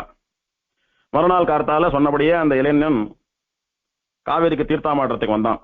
பிரியம்பதன் வந்தபோது சுஷீலாவும் அவளுடைய தோழிகளை அழைச்சிட்டு வந்தான். நேத்து மாதிரி நாம வந்து பலாத்காரமா அவனை பார்க்கணும்னு போறச்ச அவன் அதை புரிஞ்சுண்டு மாயமா மறைஞ்சு போயிட்டான். இன்னைக்கு அப்படி பண்ணக்கூடாது, தாழ்ந்து போய் தன்மையா அவன் இடத்துல பேசி அவனை சம்மதிக்க வைக்கணும் அப்படின்னு சொல்லி, ஏ பிராமண இளைஞனே, நாங்கெல்லாம் தேவலோகத்து மாதர்கள், நாங்கெல்லாம் எவ்வளவு அழகா இருக்கோம் பாத்தியா. சாதாரண மனுஷாலாம் எங்களை கண்ணில் பாக்குறது கஷ்டம். நீ நிறைய வேதாத்தியனம் எல்லாம் பண்ணி விசேஷ ஞானம் எல்லாம் இருக்கிறபடினால உன்னால எங்க கண்ணில் பார்க்க முடியறது. அதுவும் இல்லாம மனுஷால தான் கல்யாணம் பண்ணிக்கணும், தேவர்களை தான் கல்யாணம் பண்ணிக்கணும். ஆனா உன்னை விட வசந்தவாளா தேவலோகத்து பெண்களா பேரழகிகளா இருக்கக்கூடிய எங்களுக்கு உன் மேல காதல் வந்தது பாத்தியா, அது தெய்வ சங்கல்பம். அதெல்லாம் நீ எத்தனையோ ஜென்மத்துல பண்ணின புண்ணியத்தினுடைய பலன். இருந்தாலும் பெண்கள் நாங்க தானே ஆண்களை விட தாழ்ந்தவா, அதனால கேட்கிறோம். எங்க 4 பேருக்கும் உன்னை ரொம்ப பிடிச்சிருக்கு. நீ இப்பவே இந்த இயற்கை பிரம்மாண்டம் சாட்சியா ராட்சச விவாகத்தின்படி எங்க கையை பிடிச்சு இப்பவே இங்கேயே கல்யாணம் நடக்கணும், இங்கேயே சாந்தி முகூர்த்தம் நடக்கணும் அப்படின்ற மாதிரி வெக்கத்தை விட்டு பேசினான். இவாளுடைய பேச்ச கேட்ட பிரியம்பதனுக்கு பயங்கர கோபம் வந்துடுத்து. ஏன்னா அவன் இந்த மாதிரி ஆளெல்லாம் கிடையாது. அவன் பயங்கர கோபத்தோட கூட ஆக்ரோஷமா பேசினான். நான் ஒரு பிரம்மச்சாரி, என்னுடைய பிரம்மச்சரியம் கல்வியை கற்பதற்கு மட்டுமே செலவிடப்பட வேண்டும் சாஸ்திரப்படி. பிரம்மச்சரியத்துல நன்னா சாட்டு ஆரோக்கியத்தை பார்த்துண்டு வேதம் சாஸ்திரம் முதலான கல்வி கற்க வேண்டுமே ஒழிய பிரம்மச்சரியத்தை தப்பா பயன்படுத்துறதுக்கு இல்ல. என்னுடைய பிரம்மச்சாரிய ஆசிரமம், அதாவது நான் கல்வி கற்பதே இன்னும் முடியல. இந்த ஆசிரமம் முடிந்து கல்வியெல்லாம் கற்று முடிந்து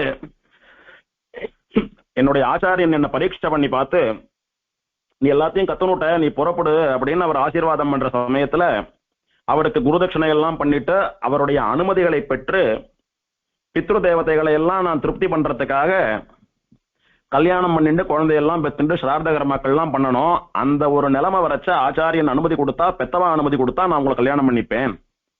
அப்ப முறைப்படி இந்த பெண்கள் என் இடத்துல விருப்பம் தெரிவித்தா எனக்கும் அவளை பண்ணிக்கிறதுல இஷ்டமோ இல்லையோன்றத சொல்லி நான் அப்ப பாத்துக்கலாம், இப்ப நீங்க புறப்படுங்க. என்னுடைய குலம் என்ன கோத்திரம் என்னன்றதெல்லாம் பத்தி தெரியாமல் என்னை வழிமறித்து இந்த மாதிரி பலாத்காரமா பண்றதெல்லாம் உங்களுக்கு தர்மம் கிடையாது. அதே மாதிரி அழகா இருக்கக்கூடிய பெண்கள் தேவலோகத்து பெண்கள்னு வேற சொல்றா. அந்த ஒரு காரணத்துக்காகவே படிச்சுட்டு இருக்கிறச்ச பிரம்மச்சாரி ஆசிரமம் பூர்த்தி ஆகிறதுக்கு முன்னாடி, ஆச்சாரியன் அனுமதி கொடுக்கறதுக்கு முன்னாடி, குருதட்சணை சமர்ப்பிக்கிறதுக்கு முன்னாடி பெத்தவா சம்பந்தம் இல்லாமல் கேவலமா மிருகமாட்டமா கல்யாணம் பண்ணிட்டு அங்கேயே தப்பு பண்றதெல்லாம் எனக்கு சரி வராது. நான் படிச்ச படிப்புக்கு அது அர்த்தம் இல்லை, அழகில்லை. உங்களுடைய குலம் என்னன்னு எனக்கு தெரியாது, நீங்க என்ன கோத்திரம்னு எனக்கு தெரியாது, உங்க பெத்தவாலும் என் இடத்துல பேசல. அப்படி இருக்கிறச்ச நீங்களே கேவலம் மிருகமாட்டமா ஆசையை தெரிவிக்கிறீங்க. உங்க கையை பிடிக்கிறது என்னுடைய பிராமண குலத்துக்கு அழகல்ல, எனக்கு இது குலதர்மம் அல்ல அப்படின்னு ரொம்ப பொறுமையா ரொம்ப ஞானத்தோட பேசினான். இவாளுக்கு காதல் வெறி ஜாஸ்தியா போயிடுத்து, என்ன பேசுறதுன்னு தெரியல. அதுல ஒருத்தி பேசினான், அமிர்தம் வேணும்னா விஷத்துல இருந்து கூட அமிர்தம் எடுக்கலாம், தங்கமோ வைரமோ கிடைக்கிறதுன்னா மலத்திலே விழுந்த தங்கத்தையோ வைரத்தையோ கூட அலம்பி எடுத்துக்கலாம். உத்தம வித்தியை கத்துக்கிறோம் அப்படின்னா ஒரு நீசனிடத்துல இருந்து கூட உத்தம வித்தியை கத்துக்கலாம். அதே மாதிரி தாழ்ந்த குலத்தில இருந்து கூட அழகான பெண்கள் கிடைக்கிறான்னா கல்யாணம் பண்ணிக்கலாம், தப்பில்லைன்னு சாஸ்திரம் சொல்றது. நீ என்ன நினைக்கிற? நாங்கெல்லாம் தேவதாசிகள் அப்படின்னு எங்களை தாழ்ந்தவாலாம் நினைக்கிற. நீ வசந்த வேதம் சொல்லக்கூடிய பிராமணன் அப்படின்னு ஒன்னு வசதியா நினைச்சுட்டு இருக்க. உன் கருத்துப்படி நாங்க தாழ்ந்த குலமாவே கூட இருக்கட்டும், இத்தனை அழகான பெண்கள் உனக்கு எங்க கிடைப்பா? அதுவும் பணம் வசதி எல்லாம் இல்லாம பிரம்மச்சாரியா வேதம் படிச்சுட்டு இருக்கிற பையனுக்கு இப்படி பெண்கள் 4 பெண்கள் எங்க கிடைப்பா? அதனால நீ பேசாம எதையும் யோசிக்காத. இது நாங்க சொல்ற நியாய தர்மங்கள்லாம் சாதாரண மனுஷனுக்கு கூட தெரியும். நீயோ வேதாந்தங்களிலே கரை கண்டவன், நீ ஒரு மனுஷன், ஒரு வித்வான். நாங்கெல்லாம் தேவர்கள், மனுஷால விட சக்தி வாய்ந்தவா. இதுல நீ உட்பிரிவு குலம் கோத்திரம் எல்லாம் பார்க்காதே. மனுஷால விட தேவா வசந்தவா சக்தி வாய்ந்தவா. அவளை கல்யாணம் பண்ணிக்கிறது, அதுவும் 4 தேவலோக பெண்களை இத்தனை பேரழகிகளை கல்யாணம் பண்ணிக்கிறது நமக்கு பெருமாள் பண்ணின பிச்சை அப்படின்னு நினைச்சுக்கோ, உன்னுடைய பாக்கியம் நினைச்சுக்கோ. இது தெய்வ செயல். இப்பவே இங்க கையை புடின்னு சொல்லி பலாத்காரமா அவன் கிட்ட கையை எடுத்துட்டு போறான். ஏன்னா பாணி கிரகணம்னு சொல்லக்கூடியது இந்த வதுவினுடைய கையை அந்த வரன் பிடிக்கணும், அப்பதான் கல்யாணம் ஆறுது. இந்த மாங்கல்ய தாரணம் எல்லாம் செகண்டரி. நமக்கு சாஸ்திரப்படி பாணி கிரகணம் தான் சொல்லப்பட்டிருக்கு. நமக்கு மாங்கல்ய தாரணம் எல்லாம் ஃபார்மாலிட்டிக்கு அவ்வளவுதான். அதனால நீ பாணி கிரகணம் பண்ணுன்னு சொல்லி இவாலே கையை குவிச்சு வச்சுட்டு அவன் கிட்ட போய் நீட்டுறான். அவன் முகத்துக்கு முன்னாடி 4 பேரும் கையை நீட்டுறான். பயந்து போயிட்டான் அவன். ஒரு க்ஷணம் என்ன பண்ணினா கோவம் அப்படி தலை கயிறுடுத்தவனுக்கு. இங்க பாருங்க, இத்தனை சொல்லியும் ஒரு வேதாத்தியனம் பண்ணிட்டு இருக்கிற பிராமணன் அப்படின்ற மரியாதை கௌரவம் கூட இல்லாமல் கேவலமா நீங்க பலாத்காரமா என்னத்தோட என் கையால உங்க கையை பிடிக்கும்படி பண்ண வந்தீங்களோன்னு இந்த ஒரு அவமரியாதையான செயலுக்காக என் விருப்பம் இல்லாமல் என்னை தொட்டு பலாத்காரம் பண்ண முயன்ற பாவத்துக்காக இந்த க்ஷணமே நீங்க 4 பேரும் பேய் பிறவியை அடைவீர்கள், பிசாசா போயிடுவீங்கன்னு சபிச்சுட்டான். அவளுக்கு அப்படி தூக்கி வாரி போட்டுது. இத்தனை அழகான இளைஞன் கல்யாணம் பண்ணிட்டு வாழலான்னு ஆசைப்பட்டு வந்தவா அவனே சபிச்சு இவாளை பேயா மாத்துட்டானே. இவாளுக்கு நிம்மதி இல்லாத அலையக்கூடிய பொழப்பு ஏற்பட்டு என்ன பண்றதுன்னு அவளுக்கு அப்படியே ஷாக்கா எடுத்து திடுக்கிட்டு போயிட்டா. அவ தேவலோகத்து பெண்களா இருந்தாலும் ரிஷி சாபத்துக்கு பிராமணன் சாபத்துக்கு உட்பட்டுதான் ஆனும். வேற ஒன்றும் பண்ண முடியாதே, வழி இல்லையே, பேயா போடுவாளே ஒரு க்ஷணத்துல. இப்போ ரொம்ப வருத்தப்படுறா. வருத்தப்பட்டுட்டு அந்த பொண்கள் 4 பேரை இவனிடத்துல பேசுறா. ஹே பிராமணனே, நீ என்னத்த வேதம் படிச்ச, சாஸ்திரம் படிச்ச? ஒரு தப்பும் பண்ணாதவாளிடத்துல நல்ல ஞானத்தோட இருக்கிறவா பொறுமையும் அனுகிரகமும் பண்ணி ஐயோ பாவோன்னு நினைச்சவாளை திருத்துவாளே ஒழிய இந்த மாதிரியா தகாத சாபத்தை எல்லாம் கொடுக்கறது? நாங்க என்ன அப்படி தப்பா சொல்லிட்டோம் உன்னண்ட? நீ அழகா இருக்க, உன்னை கல்யாணம் பண்ணிக்கணும்னு ஆசையா இருக்குன்னு எங்களுடைய விருப்பத்தை சொன்னோம். ஒன்னும் சம்மதிக்காதப்போ அதை விட்டுட்டு இப்படி அழகிகளா தேவலோகத்து பெண்களா இருக்கக்கூடிய எங்களை ஒரு க்ஷணத்துல சபிச்சுட்டு பேயா மாத்துட்டையே நாங்க எத்தனை மனசு வருத்தப்படுறோம் தெரியுமா? இப்படி அநியாயமான ரீதியில தகாத சாபத்தை கொடுத்து எங்களை பேயா மாத்தின நீ தேவர்களான எங்களுடைய சக்தியான சாபத்தினால இந்த க்ஷணமே நீயும் பிசாசா போக கடவுதுன்னு அவ 4 பேரை இவனுக்கு எதிர் சாபம் கொடுத்துட்டா. இதனால இந்த பிராமண பையன் அவனும் அந்த க்ஷணத்துல பேயா போட்டான். இந்த 4 தேவலோக பெண்களும் பேயா மாறிவிட்டா, அந்த பிராமண பையனும் பேயா மாறிவிட்டான். 5 பேரும் பசி தாகத்தினால யார் எங்க சாதம் போடுவா எங்க பிண்டம் போடுவான்னு பார்த்துட்டு அப்படியே நிம்மதி இல்லாம ரொம்ப காலமா தெரிஞ்சுட்டு இருக்கா. பகவானுடைய அனுகிரகத்தினால அவளுக்கு இந்த சாபம் நீங்கக்கூடிய ஒரு காலம் வந்தது.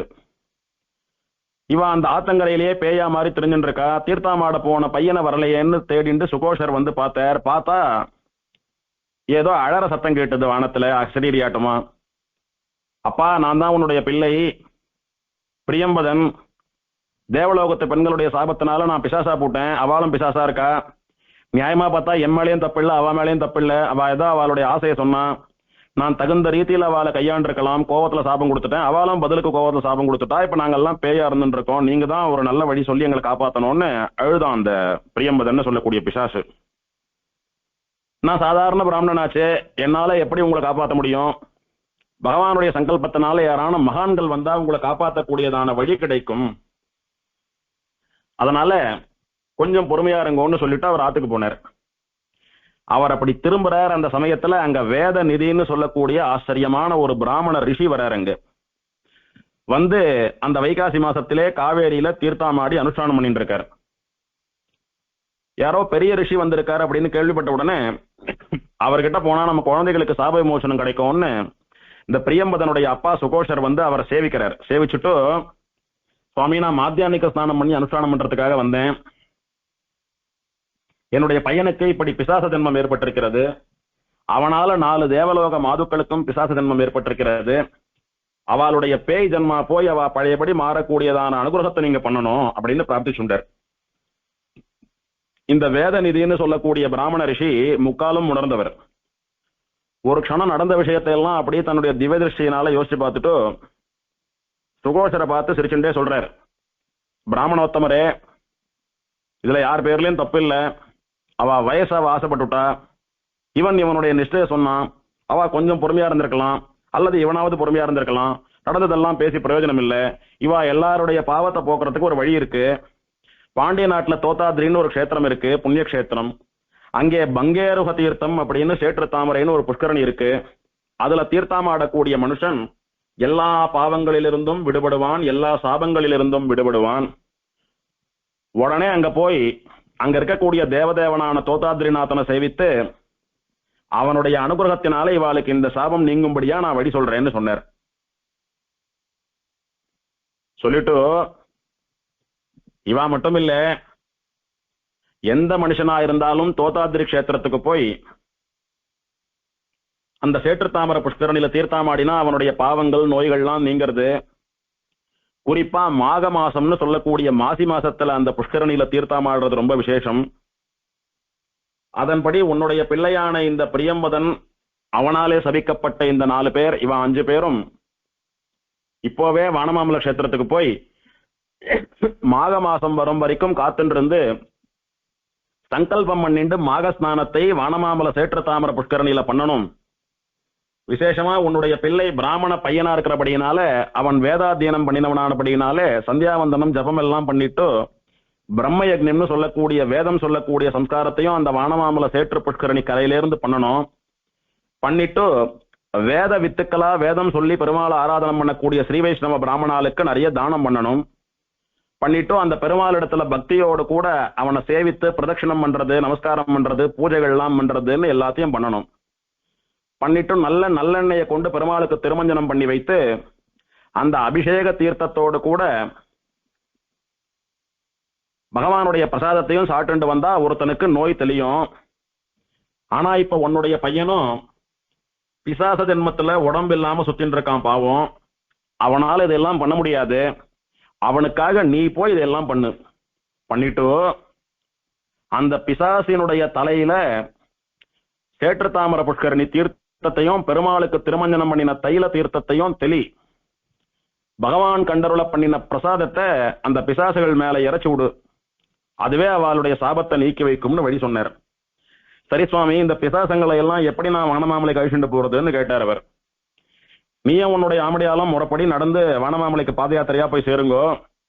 நீங்க போய் அங்க அனுஷ்டானம் ஆரம்பிக்கிற சமயத்துக்குள்ள இந்த 5 பிசாசங்களும் ஆகாச மார்க்கமா வந்து சேற்று தாமர கரையில இறங்கக்கூடிய சக்தியை நான் அவளுக்கு கொடுக்குறேன்னு அறிவர். சரின்னு அவளும் அவரை சேவிச்சு அனுகிரகம் வாங்கிட்டு தெய்வமே வந்து சொன்னாப்புல இருக்கு சுவாமி, நீங்க சொன்னபடியே நடந்தா சந்தோஷம்னு அவரை சேவிச்சுட்டு போனா.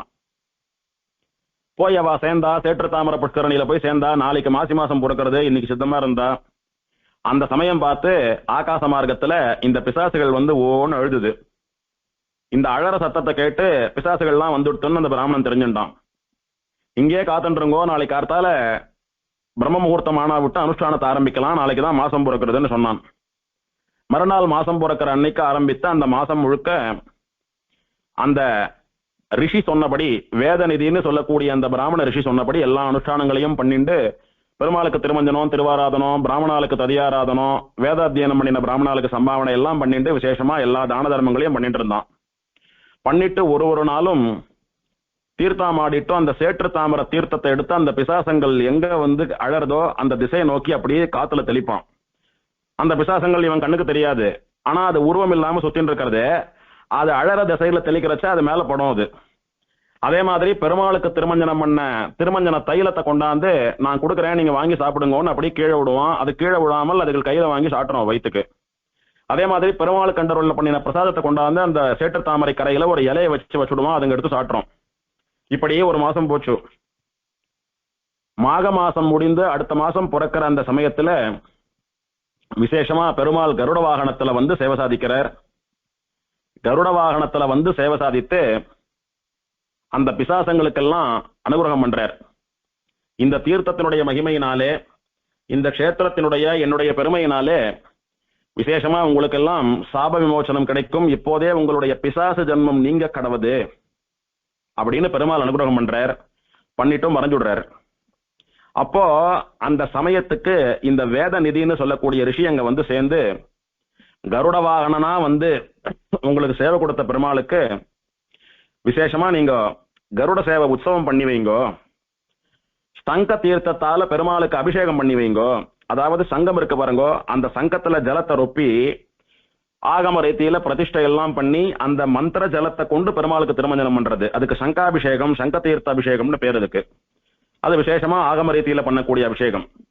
கருட வாகன உற்சவம் பண்ணி வைங்கோ, மூலவருக்கு சங்க தீர்த்தத்தால அபிஷேகம் பண்ணி வைங்கோ, பகவானுக்கு நிறைய அன்ன ஆகாரங்களை எல்லாம் கண்டருள பண்ணி நிறைய பிராமணாளுக்கு அதை வந்து ததியாராதனம் பண்ணி வைத்து அந்த பிராமணாலாம் சாப்பிட்டு இருக்கக்கூடிய மிச்ச பிரசாதத்தை இந்த 5 பேருக்கும் சாப்பிட கொடுங்கோ. அவளுடையதான பிசாச ஜென்மம் நீங்கி பழையபடி திரும்பிடுவான்னு சொன்னார். நீங்களும் கூட இருந்து நடத்தி வைக்கணும்னு அந்த ரிஷியை பிரார்த்திச்சுட்டா அவரும் வானமாமலையில கூட இருக்கார். பெருமாளுக்கு விசேஷமா சங்க தீர்த்தத்தால அபிஷேகம் ஆச்சு. அபிஷேகம் பண்ணிட்டு அர்ச்சக சுவாமி அந்த சங்க தீர்த்த பிரசாதத்தை கையில கொடுக்கறச்ச அதை வாங்கி இந்த ரிஷியை அவர் கையால அந்த பிசாசங்கள் மேல தெளிச்சார். பெருமாள் கண்டருள பண்ணின பிரசாதத்தை வாங்கி அதுகள் மேல இறைச்சார். இந்த பிராமண ஸ்ரீ வைஷ்ணவாலாம் சாட்ட ததியாராதன பிரசாதத்தை மீதத்தை கொண்டு போய் இலையில வச்சு அதுங்களை சாப்பிட சொன்னார். பார்த்தா 5 இலை போட்டிருக்கு, 5 இலையில பிரசாதம் வச்சிருக்கு. பிரசாதம் எல்லாம் கொஞ்சம் கொஞ்சமா காணாம போறது, அதாவது அதுகள் சாப்பிடுறது நம்ம கண்ணுக்கு தெரியல. மொத்த பிரசாதமும் தீந்தா விட்டு அங்க ஒரு பையனும் 4 தேவலோக பெண்களும் அழகா இலையில உட்காந்து சாப்பிட்டு இருக்கான். இந்த அப்பாவான சுகோஷருக்கு அவ்வளவு சந்தோஷம். பிரியம்பதன் முன்ன விட 10 மடங்கு அழகாயிட்டான். இப்போ தேவலோகத்து பெண்களும் பழையபடி பொலிவோடு கூட வந்துட்டு எல்லாரும் மொத்தமா சேர்ந்து இவர்கள் இந்த சாபத்திலேருந்து விடுபடுறதுக்கு வழி சொன்ன அந்த வேத நிதின்னு சொல்லக்கூடிய ரிஷியை சாஷ்டாங்கமா விழுந்து சேவிச்சுட்டு, சுவாமி உங்களுடைய அனுகிரகத்தினாலதான் எங்களுக்கு பழையபடி சாப விமோசனம் கிடைச்சது, உங்களை சேவிச்சுக்கிறோம் அப்படின்னு சொல்லி நன்றி தெரிவித்தார். அவர் சொன்னாலும் வயசான காலத்துல நடந்தே வந்து அதையெல்லாம் பண்ணி வச்ச இந்த சுகோஷருக்கும் அவருடைய ஆமடியாளுக்கும் கூட விழுந்து சேவித்து நன்றி தெரிவித்தார். நன்றி தெரிவிச்சுட்டு இப்ப வேத நிதி சொல்றார், வந்த காரியம் ஆயிடுத்து, சாப விமோசனம் ஆயிடுத்துன்னு அவா புறப்பட்டு போகாதீங்க. உங்களுக்கு சாப விமோசனம் கொடுத்த இந்த பெருமாளையும் சேத்திரத்தையும் கொஞ்ச நாள் இருந்து அனுபவிச்சுருங்க. பெருமாள் உங்களுக்கு நிச்சயம் நல்ல வழி காட்டுவார்னு சொல்லிட்டு புறப்பட்டு போயிட்டார் அவர். இவன் அங்கேயே ஒரு ஆசிரமம் அமைச்சுண்டு இந்த 4 பெண்கள் தனியா ஒரு குடிசையிலையும், அம்மா அப்பா பையன் இவா 3 பேரும் ஒரு குடிசையிலையும் ரொம்ப நாள் வாசம் பண்ணிட்டு தினம் சேற்று தாமரையில தீர்த்தாமாடி தர்ப்பணம் ஜபம் அனுஷ்டானங்களை எல்லாம் பண்ணிட்டு உபவாசம் எல்லாம் இருந்து பெருமாளுக்கு திருவாராதனம் எல்லாம் பண்ணிட்டு வந்தான். ராத்திரி சமயத்துல வானமாமல ஸ்தல புராணத்தை ஒருத்தர் சொல்லுவா, மீதி பேரெல்லாம் கேட்பா. இந்த ஸ்தல புராண ஸ்லோகங்களை எல்லாம் பாட்டு பாட தெரிந்த இந்த 4 தேவமாதர்களும் ராகமா தாளம் அமைத்து சங்கீதமா பாடுவா. அதுக்கு சில பேர் ஆடுவா. இப்படி ராத்திரியெல்லாம் தூங்காமல் வீழ்ச்சிட்டு இருந்து ஸ்தல புராணத்தை கீர்த்தனை பண்ணிக்கொண்டு நடனமாடிக்கொண்டு பிரசங்கம் பண்ணிக்கொண்டு ராத்திரி முழுக்க ஸ்தல புராண அனுபவம். மறுநாள் கார்த்தால தீர்த்தாமாடி பெருமாள் திருவாராதனம் பண்றது, பெருமாளுடைய பிரசாதம் சாப்பிடுறது, அப்படின்னு இப்படியே கொஞ்ச நாள் இவளுடைய வாழ்க்கை போச்சு. ஒரு நாள் அந்த கஷேத்திரத்துல இருந்து கிளம்பலான்னு முடிவு பண்ணிட்டு பெருமாளுக்கு விசேஷமா தைலாபிஷேகம் பண்ணி வைத்தா. நிறைய நல்லெண்ணெயை கொண்டு பெருமாளுக்கு விசேஷமா அபிஷேகம் பண்ணி வைத்தா. இன்னைக்கும் கூட வானமாமல கஷேத்திரத்துல தை அமாவாசை அன்னைக்கு எண்ணெய் காப்பு உற்சவம்னு பண்றது உண்டு. பெருமாளுக்கு நிறைய எண்ணெயை விசேஷமா ஆகமப்படி மந்திர சம்ஸ்காரத்தோட கூட பெருமாளுக்கு திருமஞ்சனம் பண்ணி வைக்கக்கூடிய உற்சவம் நடக்கும் தை அமாவாசை அன்னைக்கு. அது 6 வருஷத்துக்கு ஒரு முறை 1 கோட்டை எண்ணெய் காப்பு உற்சவம்னு பெரிய உற்சவமா நடக்கிறது. அந்த எண்ணெய் காப்பு உற்சவம் நடக்கிற அன்னைக்கு ராத்திரி பெருமாள் கருட சேவையில வந்து சேவை சாதிப்பார். அது இந்த ஸ்தல புராணத்திலேருந்து வந்ததுதான்.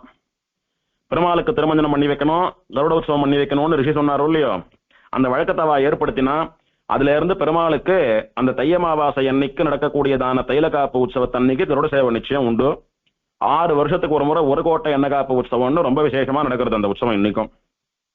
இப்படி இதெல்லாம் பண்ணி வச்சுட்டு நிறைய பிராமணாளுக்கு ததியாராதனம் பண்ணி வைத்து சம்பாவனை எல்லாம் கொடுத்துட்டு ஸ்நானம் ஹோமம் ஜபம் இதெல்லாம் பண்ணிட்டு பரம விஷ்ணு பக்தாலா பெருமாளை சேவிச்சுட்டு பல காலம் அங்க இருந்தா. அடுத்த மாக மாதம் வந்தது, 1 வருஷம் வரைக்கும் இருந்தா. அடுத்த மாக மாசமும் சேற்று தாமரையில மாகஸ்நானம் பண்ணிட்டு பெருமாளுக்கு திருவாராதனம் எல்லாம் பண்ணிட்டு பெருமாளுடைய பிரசாதத்தை ஸ்வீகரிச்சுட்டு இருந்தா. இப்போ நாங்கெல்லாம் புறப்படுறோம், பெருமாள் விடை கொடுத்தருள வேணும் அப்படின்னு பெருமாளை போய் எல்லாரும் பிரார்த்தித்தா. இப்ப பெருமாள் அவளை பார்த்து பேச ஆரம்பித்தார். நீங்கெல்லாம் பண்ணின பிராயசித்தத்தினாலும் தபஸ்னாலும் எனக்கு ரொம்ப சந்தோஷம். நல்லபடியா நீங்கள்லாம் வந்து ஊருக்கு போயிட்டு வாங்கோ.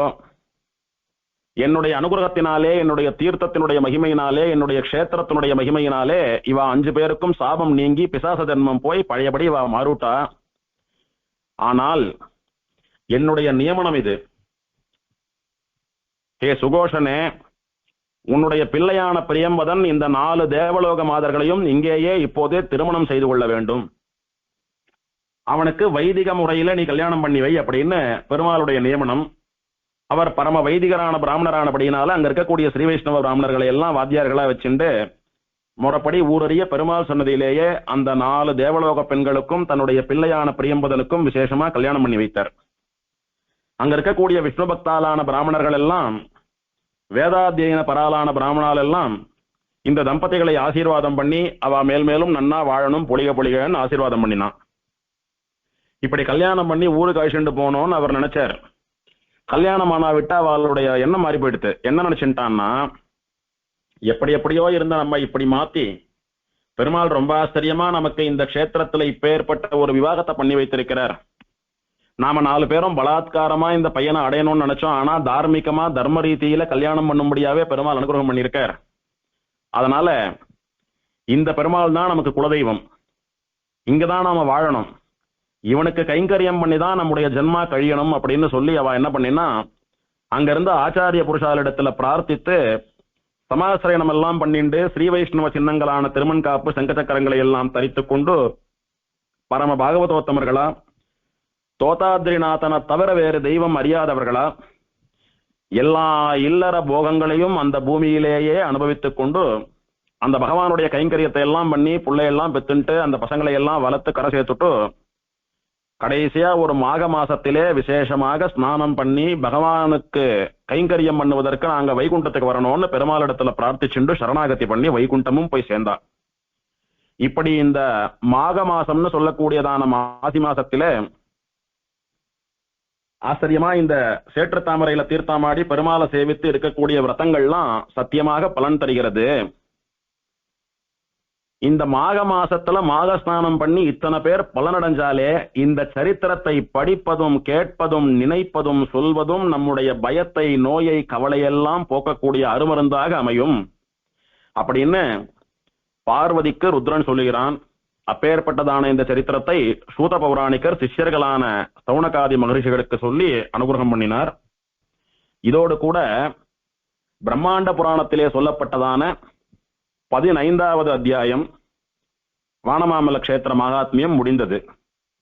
இன்னும் பாக்கி இருப்பது பிருகன்னாரசிம்ம புராணம்னு சொல்லக்கூடிய புராணத்திலே சொல்லப்பட்ட ஒரு அத்தியாயத்தினாலே தெரிவிக்கப்பட்டதான வானமாமலை கஷேத்திர மகாத்மியமும் ஆழ்வார் அனுபவம், திவ்ய தேச தியான ஸ்லோகங்கள், உற்சவம் முதலான அனுபவங்களும் அதே நாளைக்கு உபன்யாசத்துல பார்க்கலாம். கவிதார்க்கிக சிம்ஹாய கல்யாண குணசாலினே ஸ்ரீமதே வெங்கடேசாய வேதாந்த குரவே நமஹ. ஸ்ரீமதே வரமங்கா நாயிகா சமேத ஸ்ரீ தோதாத்ரிநாத பரபிரம்மணே நமஹ.